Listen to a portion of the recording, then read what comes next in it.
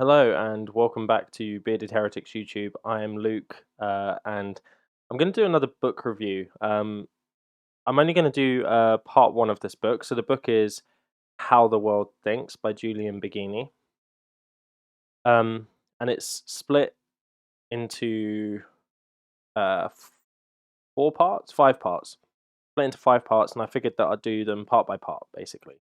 Um, so I'm only going to be doing the first part today, which is How the World Knows. Um, I have an admission before I start this review, and that's I tweeted Julian Baggini saying, "Oh yeah, I've just read part one of this book, and I'm going to be filming a review today." Um, I got the name wrong, so instead of saying "How the World Thinks," I called it "The Way the World Thinks," which is not as catchy, probably less precise. And Julian responded saying, "Are you sure you got the title right?" And I was like so embarrassed. So um, the book is called How the World Thinks. Thank you, Julian, for correcting me or pointing out my mistake there. Um, I do appreciate it. And yeah, so the first part of this is about how the world knows. Yeah, I think what I got from this book is basically uh, I mean, it's a very kind of much a whistle stop tour of different cultures. So, it talks about India quite a bit. It talks about Islamic culture quite a bit. It talks about America to a certain extent, and then also it does talk about the West. Um, but kind of seeing the West as like uh, the kind of like default for philosophical thinking. And the idea of this book is to try and help people to understand how the world thinks in different parts of the world. So um, what are the philosophies in different parts of the world that make them think a certain way? Um, and I think does a very good job of that. One of the key things I took from it is that a lot of these philosophies, like Confucius, Zen, Taoism, Jainism, all of this stuff, a lot of these philosophies, Islamic philosophy, are kind of only regarded in the West as like anthropology or looking at how other cultures in the past had thought about things, and they don't really think about it in the modern day. And in within the philosophical field, it's they're not kind of regarded in the same kind of uh, esteem as Western philosophy or secular thinking. And that really hit home with me because I think that the West has done that to quite a lot of different cultures in various ways, not just around philosophy but other aspects, and seen the West as the default for kind of the way we do things, and like economic structure, etc. And I think that that's very clear. Julian addresses that very clearly in this book, especially in this first part. So a couple of the other things that I got were how the Enlightenment has affected the way that we think about things in the West, and it seems to me that um, we take quite a direct empirical approach to the world. Science has become very kind of popular, and it's quite direct, and um, I guess that helps us, but it also kind of detaches us from certain things. A very poignant point was for me was about um, is gathering knowledge for the sake of gathering knowledge's sake um, good innately? Is it just good to get knowledge? Um, which is like the empiricist kind of view. And I think Julian Baggini makes a very strong case for why we need to have other thoughts around that. Because if we can gather as much knowledge as we like, but if that knowledge isn't used appropriately and responsibly, then what's the purpose of it? We've seen this with the atom bomb. Nuclear bombs. Uh, you you have a scientific discovery that then is used to destroy, yeah, and could destroy the world. So is it just that we should gather knowledge, or should we think about the utility of that knowledge, how we're going to use it? If we discover this thing, what are we going to be using it for? And um yeah, like kind of thinking more about like morals and stuff like that and ethics and thinking, um, this is the responsible way to use this in society and setting out maybe like kind of rules about that before we reach that knowledge point. And I think that you know, is a strong message in part of the book. And I think, you see that kind of message in sci-fi and stuff like that. And um, when a society becomes really strong, and like even in like the Avengers, for instance, I think does a very good job of this. Like, um, we have these superheroes, and they're unrestricted. So how do we restrict them in a way that will benefit the world? And so they come up with the Sokovia Accords. And I think that that's, it's that post hoc um, kind of implementation of rules and stuff that is kind of potentially damaging when we think about gaining knowledge.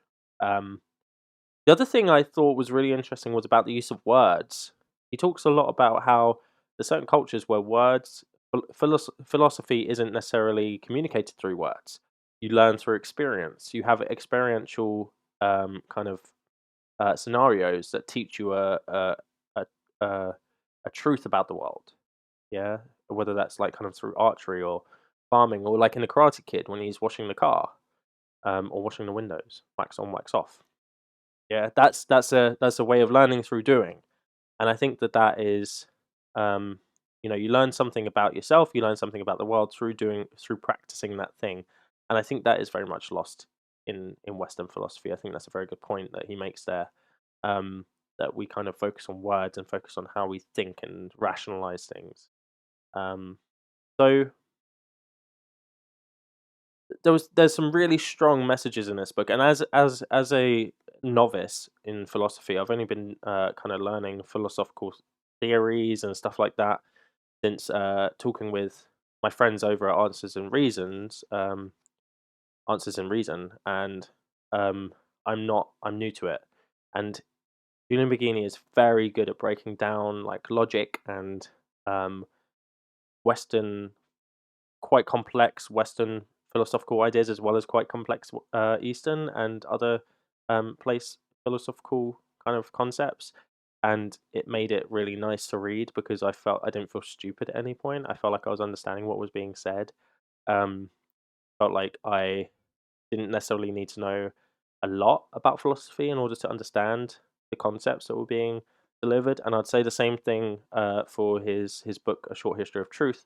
When I read that, it was very much the same. I kind of understood, um, you know, uh, exactly what it's saying. So I think if you're a novice to philosophy, pick this book up, have a look at it, read it, because there's some really interesting ideas in there that are broken down extremely well. Um, and it gives you a bit more of an oversight, excuse me, about the world rather than just the Western philosophy, which you might get from books and from like courses and stuff. So all in all, I'm getting on with this book a lot, and I think if you're looking to get into philosophical conversations, definitely read it because um, it it will kind of open your eyes um, to kind of ideas that are outside of like mainstream Western philosophy, which is kind of like the stuff that gets taught. And I think that that's kind of integral to having a kind of more holistic understanding of philosophy and kind of reaching ideas on your own as well, like through yourself. That sometimes these these kind of stories that we hear and these rituals that people do in other cultures and stuff, they're not necessarily meant to be literal.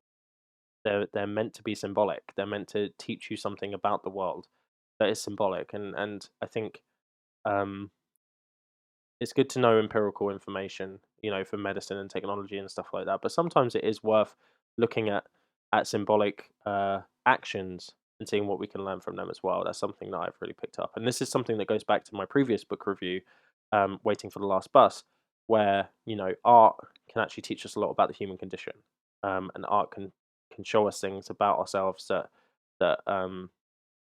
we haven't necessarily thought about before. And I think that that's something that I certainly didn't value as much, and I'm starting to try and value it a bit more because I think that um,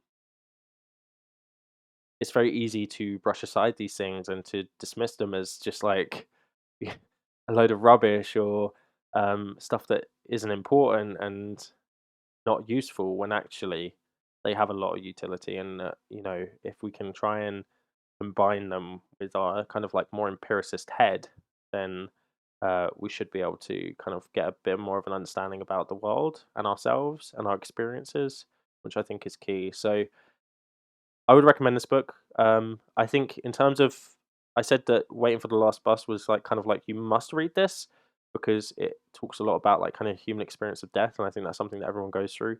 I wouldn't say that that is this book.